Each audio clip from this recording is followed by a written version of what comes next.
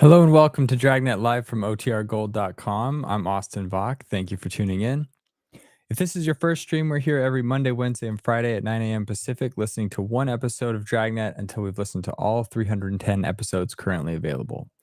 During each stream, you can participate in the chat by heading to the OTR Gold YouTube channel, which you can access by scanning this QR code above or heading to this ticker down below, or the link in the ticker down below.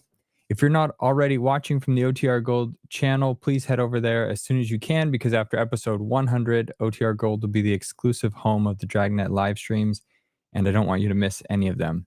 Quick shout out to Joshua, Sam, So Over It, Thomas, welcome back, and Addie, who are already here in the chat today. Thank you for being here. Today we're going to be listening to episode 85, titled The Big Tomato, about a high school boy who had been using marijuana and dies in a car accident Friday, and the cops go looking for his dealer. The episode originally aired January 25th, 1951, and since the last episode was aired, the former U.S. Attorney General under President Obama, Eric Holder, was born in the Bronx, New York, and the American pilot Chelsea Sullenberger was born in Denison, Texas, and he's most popular for landing the airplane in the Hudson River because they had problems on takeoff. So there was a Tom Hanks movie about that story. Stick around after the program for some updates, specifically on my upcoming interview with Peggy Weber. But until then, sit back, relax, and enjoy the show.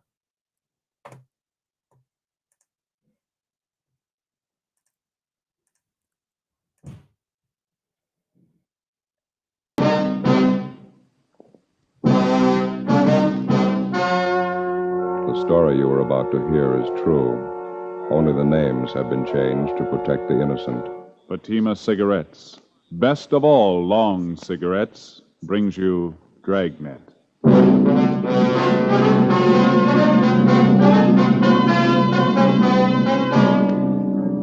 You're a detective sergeant. You're assigned to narcotics detail. A band of dope peddlers launches a full-scale operation in your city. Their merchandise, marijuana. Their victims, high school students. Your job, get them.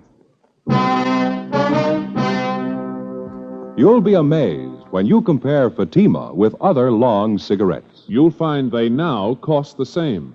But in Fatima, the difference is quality. You see, Fatima is the quality king-size cigarette because it contains the finest Turkish and domestic tobaccos superbly blended. And Fatima is extra mild, with a much different, much better flavor and aroma than any other long cigarette. So compare Fatima yourself.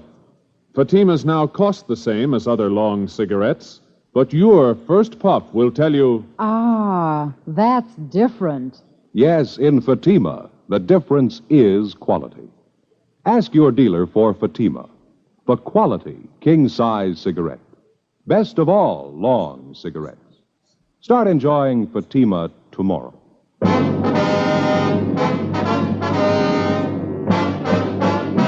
Dragnet, the documented drama of an actual crime. For the next 30 minutes, in cooperation with the Los Angeles Police Department, you will travel step by step on the side of the law through an actual case transcribed from official police files. From beginning to end, from crime to punishment, Dragnet is the story of your police force in action. It was Thursday, April 11th. It was warm in Los Angeles. We were working the day watch out of narcotics detail. My partner's Ben Romero. The boss is Captain Kearney. My name's Friday. I was on the way back from R&I, and it was 10:25 a.m. when I got to Central Station. Narcotics detail. Joe? Hi. What'd you find out? Talked to the coroner. He finished posting the body. Yeah? Cause of death, multiple fractures of the skull, internal injuries. Boy was 17 years old. Yeah. Did you check the car? Yeah, the kid must have been doing at least 70 when he hit that street light. It's a real mess. The car was really wound around that pole. We're gonna have to dig up a fast answer somewhere. Lousy racket. Well, there's only one way to burn it out. Find the big man and throw the book at him. Make him an example he'll never forget, huh? You checked with Juvenile Bureau? Yeah, the evidence has been booked with the property clerk. How about the boy's parents? Mrs. Moore wasn't feeling too well. They drove her home. Father's still down the hall, Inspector Walker's office. Can we talk to him now? Yeah, he should be free by now. Let me check the book for No, already did. There's no calls. Oh, okay. Let's go. You know, there's only one thing fortunate about this whole thing. What do you mean? Well, the kid being alone when he cracked up would have been a slaughter if he had a car full of his friends with him. It's still pretty grim. How's the boy's father taking it? Usual, pretty rough. He should be able to help some. Yeah. Mr. Morrow? Yes, Sergeant. Inspector asked me to wait here for you. Yes, sir. This is my partner, Sergeant Friday. Mr. Morrow, Joe. How do you do, Mr. Friday? I just don't understand it, Sergeant. I don't understand any of it. My boy Ken wasn't the type to go racing around like that in the car. He never took the car without my permission. I just don't know what got into it. Had you noticed at all whether your boy was acting a little strange the last few weeks or so? No. Of course, I only saw Ken in the morning, a few hours in the evening. I'm at the office all day. Why do you ask that? Well, was he going out very often on school nights, keeping odd or unusual hours? We used to go to the library 3 or 4 nights a week to do schoolwork. Got home about midnight a few times, and I warned him about that. Mm-hmm. Did you have any way of knowing if he was really spending his nights at the library? No, but I took his word for it. Ken didn't lie to me. What's this have to do with the auto accident, Sergeant? I don't think I understand. The officers investigating the accident, sir. They checked over the car afterward. What was it? Were the brakes bad? What'd they find? Joe? Yeah. So you see this small metal case, we found it in the front seat on the floor of the car. What's that stuff inside? Did this belong to Ken? Yes, sir. We think he was using it. What for? I don't know. It's marijuana. Men and women who traffic in narcotics all the way from the small-time peddler to the big wholesaler are rated among the lowest kind of criminal. One step lower, you find an even more vicious kind.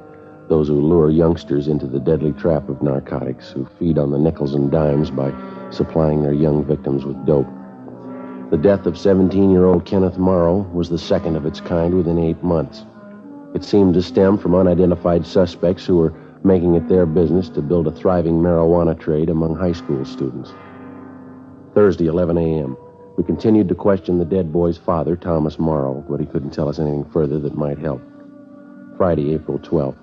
We checked with the principal of the high school which the Morrow boy attended. We talked to the boy's teachers and checked his school record. His marks had been above average till about 3 months before, when they began to fall off for no apparent reason. We got a list of most of the boy's friends from his teachers, and we started checking them out. One was a 16-year-old blonde girl, Peggy Kane, supposedly Kenneth Morrow's girlfriend. We found her waiting outside the music room. Yes, Ken and I went around together for a while. He was a real nice boy. Did you see each other quite a bit, Peggy? Oh, for about 5 or 6 months, yes, we got along fine.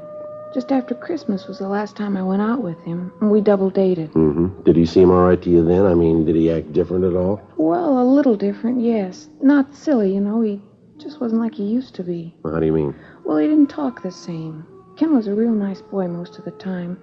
I guess he started getting in with the wrong crowd. He began to swear, you know, bad talk, things like that. When did all this start, Peggy? Do you remember? Just before Christmas, I think. I'm not sure. Poor Ken. Is there anything else you might have noticed? I don't know. Ken used to be pretty good about his studies, and all of a sudden it seemed he just didn't care. Sometimes he'd come into the library. We used to study there. And he'd make a lot of noise. He just changed, that's all. After a while, we didn't see each other there anymore. Well, why was that, Peggy? We just didn't come down. I called his house a couple of times. His folks said he was at the library. I didn't say anything to him. Mm-hmm. Well, did Ken have many friends here at school? Do you know that? Not many, no. I see. Well, those he did have, who would you say was closer to him? Oh, gee, I don't know, Sergeant. There were half a dozen of them. Ken used to be with all of them. No one boy in particular? Well, Bob Lavelle, maybe. I saw Ken in Bob's car a few times. Does Lavelle go to school here? Yes, he's a senior. Ken used to work with Bob down in the cafeteria after school, but he got in a mix-up. He was fired. Bob was fired? No, Ken. Oh. He was rude to one of the ladies down there who does the cooking. Bob still works there. Would he be at the cafeteria now, do you know? Yes, I think so. The fountain's open till about 3:30. And you think that this Bob Lavelle was about the closest friend that Ken had, huh? I think so. The only one I know, anyway. Have you talked to Ken's folks? Yeah, we have. I feel so sorry for him. Oh, gee, I think I have to go now, Sergeant. I have a chemistry class. Just one more question, Peggy. Last time you went out with Ken on this double date, who was the other couple? Do you remember? I don't remember their names. They were some kids I never saw before. Ken knew them. It wasn't much of a date. Where did you go? We started for the show, but Ken changed his mind. He wanted to go to the beach and park. He was acting funny, talking all the time, saying silly things. The other boy was the same way. Oh, were they drinking? No, I never saw Ken take a drink. I couldn't smell any liquor on his breath. I don't know. It was such a silly thing. What's that? Well, maybe it's just my imagination, but Ken and this other boy had a real terrible musty smell about them. I kidded them about it, and they said they'd been to a tea party. That's where they got it. They kept talking silly like that all evening. I see. Was the musty smell all over the car or just on the boys? All over. Kind of made me sick, but they didn't seem to mind it. Well, look, I'd like you to think real careful, Peggy. Have you ever come across that musty smell on anybody around the school here? Yes, I have, a couple of times. Makes me sick. What is it? Who did you notice it on, Peggy? Bob Lavelle. Ben and I went back to the principal's office and checked the record on Robert Lavelle. He was 18 years old, and he was scheduled to graduate in June. The registrar told us that there was a good chance that he wouldn't be graduated because his marks had been poor for the better part of the year. They dropped even lower during the present semester. Lavelle had played football the year before and had made third string on the all-city team. He was well liked by his teachers. For the last 2 years, he'd worked part-time at the school soda fountain. We went down to interview him. Nice setup, huh? Yeah. Cafeteria, soda fountain. Wasn't like that in my day. That must be the boy there behind the counter. Oh, yeah? Let's sit down. How about that, Joe? What's that? That sign hanging up there. Idiot Special. 5 scoops of ice cream, marshmallow, bananas, chocolate, strawberry flavoring, whipped cream topping, maraschino cherries, chopped nuts, and onion? No, you're reading over. That's on the hamburger sign there. Oh. Yeah? You want something? Chocolate soda. Could you make it with vanilla ice cream, please? Chocolate soda with vanilla cream. Are you Bob Lavelle? Yeah, that's right. Police officers, Bob. We'd like to talk to you. Oh. Well, I'm pretty busy right now. Got to clean up. We close in a few minutes. I'll make you soda right away. You say chocolate? Yeah, that's right. Well, we'll make it brief. Did you know Ken Morrow, Bob? Oh, yeah. He used to work here. Did you spend much time with him? Outside of school, I mean? Not much. Went to a couple of shows together. That's about all. I'm kind of rushed now. When was the last time that you saw him? You remember? A week ago, I guess. Too bad about Ken. How about the night he was in the accident? Did you see him then? No, I didn't know him too well. He went around with a different crowd. Mm-hmm. Hey, reach me a bag of those cashews, huh, Joe, on the card there? Yeah. Oh. There you go. Oh, thanks. Want some? Crisp. No, no, thanks. The nuts are a dime, officer. Right there on the counter, Bob. Oh, yeah. I got to get going as soon as I close. I have to get out of town. We talked to some of Ken Morrow's friends around the school, Bob. They tell us that he used to drive around in your car with you quite a bit. Just a couple of times around school. And you hadn't been with him for about a week before the accident. That's right. Just what I told you. Mm-hmm.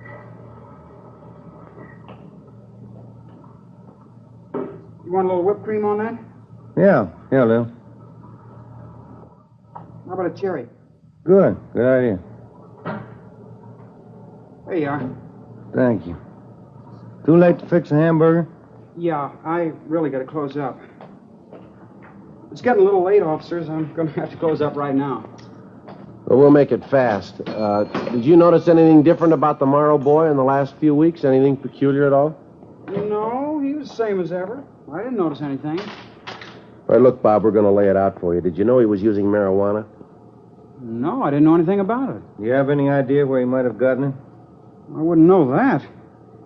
Look, you mind if I lock up the counter now? I'll come around the other side. Sure, go ahead.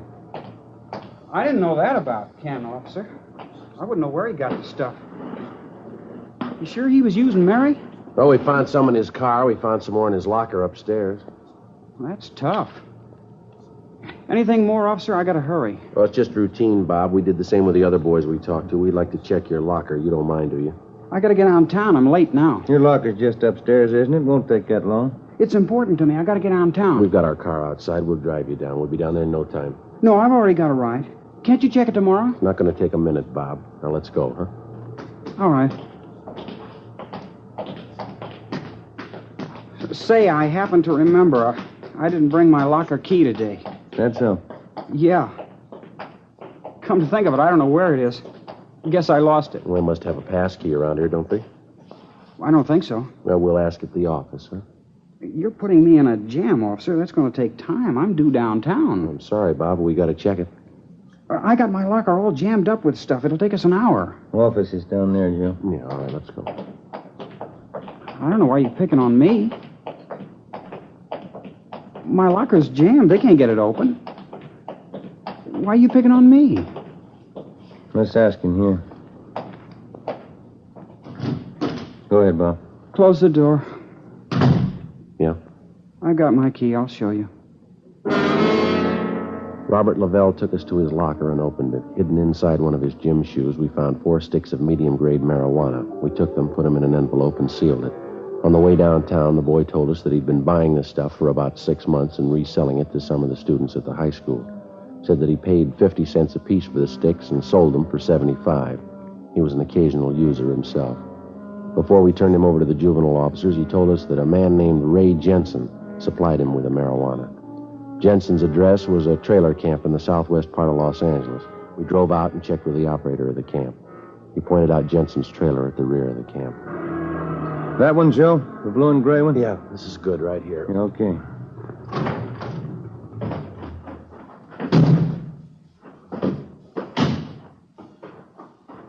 Looks like Jensen's doing well, huh? Yeah, nice-looking trailer.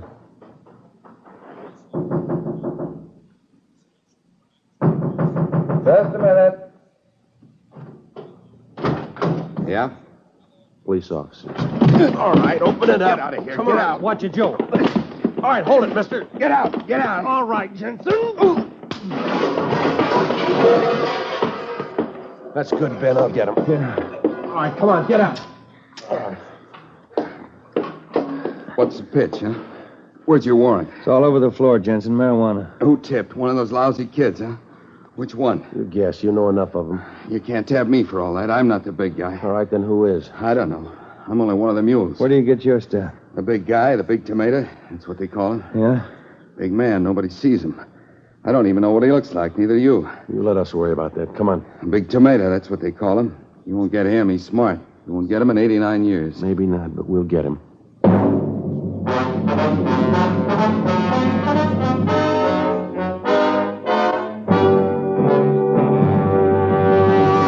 You are listening to Dragnet, authentic stories of your police force in action. Now, here's an authentic report from Fatima Cigarettes. 1949. Fatima more than doubled its smokers coast to coast. 1950. Another record-breaking year, with more long cigarette smokers insisting on Fatima quality than ever before. In 1951, enjoy Fatima quality yourself. Yes, friends, in Fatima, the difference is quality. Quality of tobaccos. The finest Turkish and domestic varieties, extra mild and superbly blended, to give you a much different, much better flavor and aroma. Quality of manufacture. Smooth, plump cigarettes rolled in the finest paper money can buy. Quality, even to the appearance of the bright, clean, golden yellow package. Carefully wrapped and sealed to bring you Fatima's rich, fresh, extra mild flavor. Compare Fatima yourself. Fatimas now cost the same as other long cigarettes, but your first puff will tell you, Ah, that's different. Yes, in Fatima, the difference is quality. Start enjoying Fatima quality yourself. Insist on Fatima, the quality king-size cigarette. Best of all long cigarettes.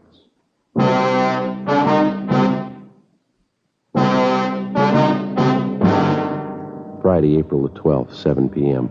We searched the trailer and a stakeout was placed on it, and then we took Ray Jensen downtown to the main jail where he was booked for suspicion of narcotics, a felony.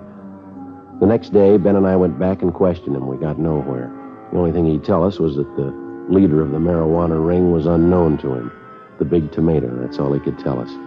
We went back and started rechecking leads furnished us by some of the high school boys who'd purchased narcotics from Robert Lavelle. They all ended nowhere. Meantime, the flow of marijuana into the schools and into the hands of the teenage students continued. We'd no sooner choke off one source of supply when two more would turn up. We knew that there was only one real solution: find the gang leader and wipe out the entire supply and distribution setup. We stayed on it. Monday, April 22nd. Ben got a call from one of his informants that he had a lead on the source of marijuana on the east side of town. The informant's name was Willie Breck, a groundskeeper at a golf course near one of the city high schools. We drove out to talk to him. We located Breck by the clubhouse near the first tee. On the tee now, Art Doring, Richmond, Virginia. You remember my partner, don't you, Willie? Joe Friday? Oh, yeah. Hi. How are you, Willie? Kind of busy today. Big tournament. Yeah, quite a crowd you got here. It's a nice turnout. Here you've been having trouble, huh? Out of Mary in town? Yeah, you think you can help us? Maybe I can. Dirty business, huh? Working high school kids with that stuff. It's real dirty. Any ideas, Willie? Don't know how much of it's true. It's all from the grapevine downtown. The boss is somebody they call the Big Tomato. It's a funny one, huh? Any idea who he is? Couldn't say. He's getting lots of this stuff in, though. Usual feed line over from Mexico. Mm-hmm. What else, Willie? I hear there's more on the way. Don't know when, though. All for high school trade. Guess they figure they got a good business. How'd they get the junk over, do you know? No, but it's getting here. Almost any kid can get some over on this side of town. Imagine that. Kids in their teens. Weed hits. Yeah. How about this Big Tomato, Willie? No word at all? Just one. Pretty thin. Yeah. There's a connection. Lives over on Hauser Boulevard. Got his number here somewhere. It's supposed to be the main connection for this tomato guy. Oh, yeah. There's his address. Third number there. It's a 6. His name is Tony Childs. Mm-hmm. Is he supposed to handle all the stuff? Most of it, I hear. Gets it all from the Big Tomato. Mm-hmm. That about it? That's it. Tony Childs. You got the address. Many thanks, Willie. Anything comes up, you'll call, huh? Sure thing. How's the job out here? Better than yours. I sure wouldn't want it. Working every day around joy poppers, mules, mainliners. Well, somebody's got to do it, Willie. Yeah, but not for me, Sergeant. Those dopesters are all lice. Selling junk to kids. Guess you met the lowest, huh? No, not yet. We're looking for him.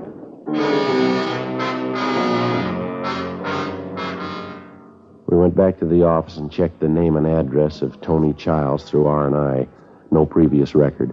A stakeout was placed on his home and at his place of business. Childs himself was placed under 24-hour surveillance. A week passed. Nothing happened. Another week. Still nothing. There was no let-up in the supply of marijuana finding its way into the city and then into the schools. We couldn't see the beginnings of the racket, but we saw the end result. The percentage of juvenile users was still on the upswing. Wednesday, May 8th. We heard rumbles of another big marijuana buy in the offing. Either it failed to materialize or we missed it. Friday, May 10th. Ben and I took our turn shadowing the suspect, Tony Childs. Can you see him from here, Joe? Yeah. He's still in the barber shop. There's 2 guys with him. Yeah. 4:10. We better check in, huh? Yeah, I'll call in, huh? Drugstore there. Must have a phone. Yeah, all right. I'll be right back.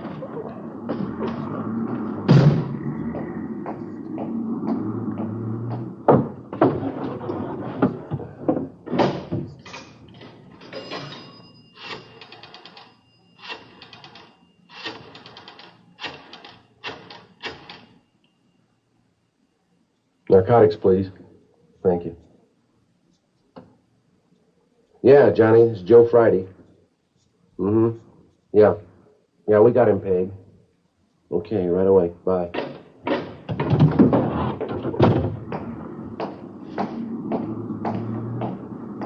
What have you got? Tony Childs. They want him picked up right away. How come? Well, they just raided his place. They found 32 ounces of weed in his room. Supposed to have more on him. Well, let's go. Come on.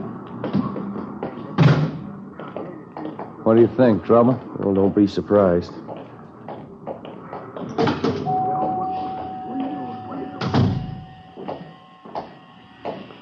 Childs, like to talk to you. What's that? Police officers like to talk to you and your 2 friends here downtown. Can't make it, copper. Flying to Vegas tonight. We want to see you downtown first. Luck don't push me, huh? Nobody's pushing you, Charles. We want to see you downtown. Now, come on, let's go. Look out, Joe! Ransom, Sam!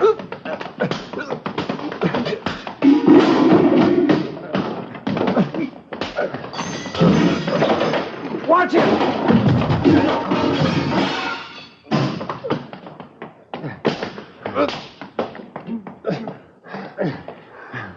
That's it. 3 of them. Okay. I'll get him. All right, come on, you.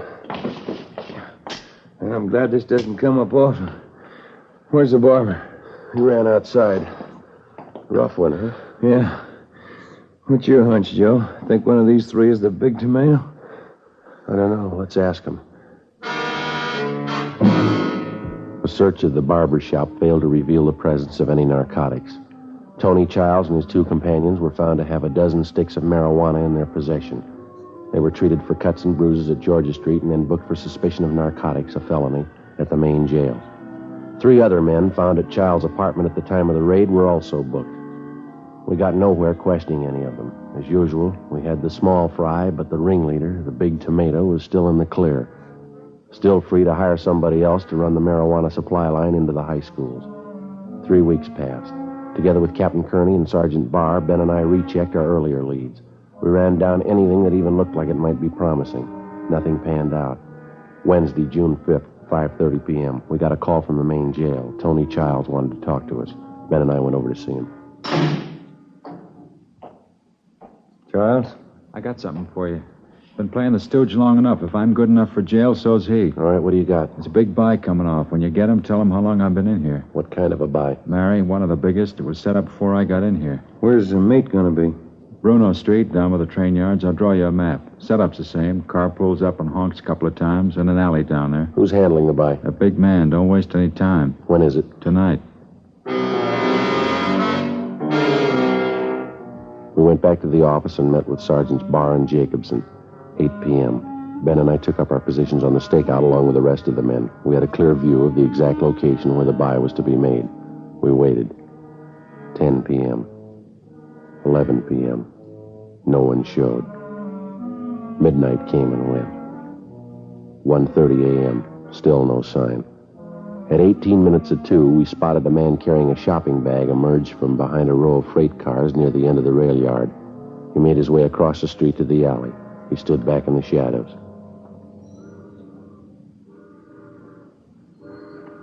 As soon as the car gets in the alley, we pull up and block it, huh? Yeah, that's right. Beck will do the same thing down at the other end.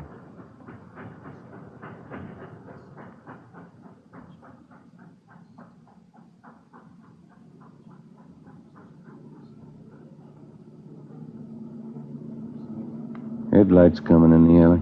Wait a minute.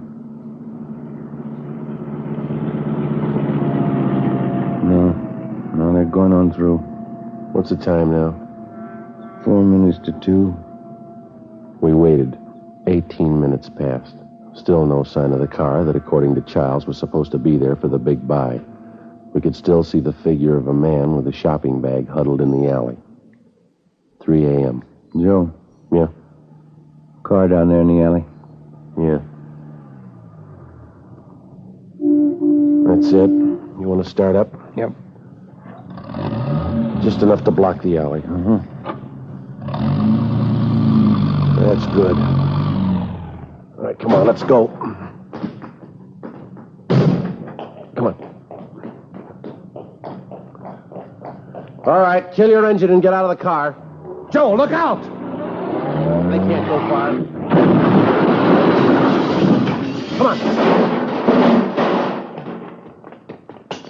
All right, let's get them out of there. Yeah. Come on. There's 3 of them. Here's the guy with the shopping bag. All right, I got it. Crash knocked them cold. Yeah. That's one. Easy there. Yeah. Pull right over there, will you? That's it. Get his coat off of that. I got it. Okay. That's it. All 3 of them. Yeah. Hey, look at this, Joe. Found one of them in this guy's hand. Tin can, huh? Mm-hmm. Full of marijuana. Did you look at the labels on those cans? Yeah. Fancy solid packed tomatoes.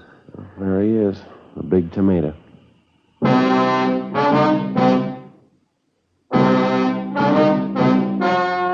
The story you have just heard was true.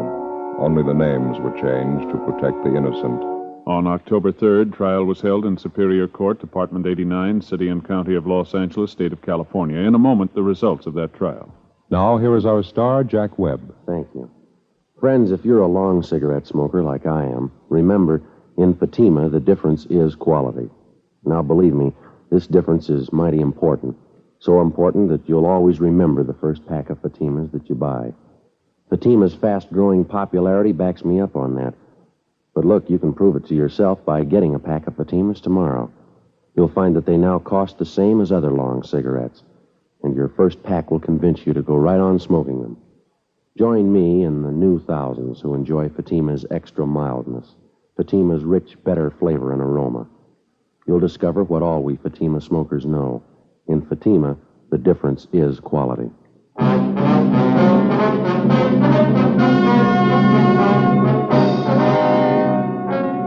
John A. Stanson, alias the Big Tomato, along with his associates in the narcotic gang, was tried and convicted for violating the State Narcotic Act. He received sentences as prescribed by law and are now serving their terms in the state penitentiary. The radio editors of the United States and Canada have named Dragnet the best radio program of its type for 1950. And Dragnet's Jack Webb, the most promising star of tomorrow. In behalf of Dragnet, I'd like to thank the radio editors of the United States and Canada and the editors of Motion Picture Daily who conducted the voting in the 15th annual poll for Fame magazine.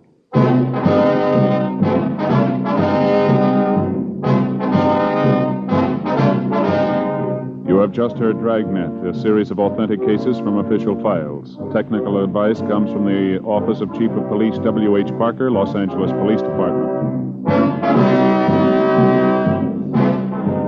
Fatima Cigarettes, best of all long cigarettes, has brought you Dragnet, portions transcribed from Los Angeles. Later, here's Spellbound with Joseph Cotton on Screen Directors on NBC.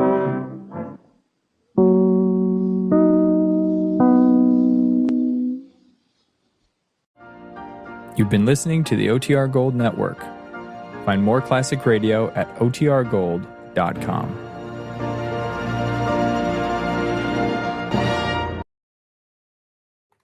All right, and we're back.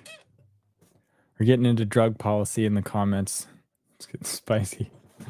But in case YouTube is doing the transcript of this thing, I'm encouraging everyone to steer clear of it. So don't suspend me.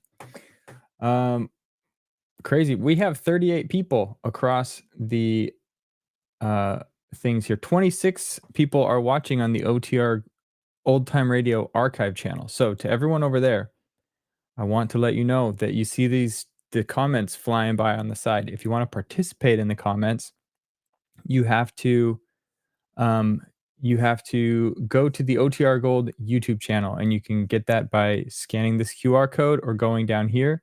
And once we hit episode 100, which will happen in just a couple weeks, the OTR Gold channel will be the exclusive place to do it. So please migrate over and subscribe here as well. And while I'm talking about subscribing, let me show you this as an incentive. We have these two classic or vintage style Bluetooth radios. Hold them up. You can hear they paired to each other. Ooh, fancy. Okay. These are vintage style Bluetooth radios that look great on your desk. I'm just going to hold up this one. It's easier to see all the detail on it.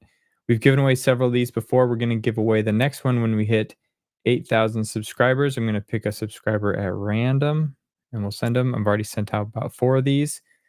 They're fun. So that's one incentive. And then the other thing is you can participate in the chat. That's the other big reason to come join us on the OTR Gold channel. So there's that, and I have a couple other things I wrote down. So we got my interview with Peggy Weber is tentatively scheduled for Thursday. So tomorrow at 1:00, we're gonna see. She's recovering from something. If her voice is feeling good, that's when we're gonna do it tomorrow at 1:00. That's gonna be recorded, and then I'll post it afterwards. But it's on the calendar now, which is great.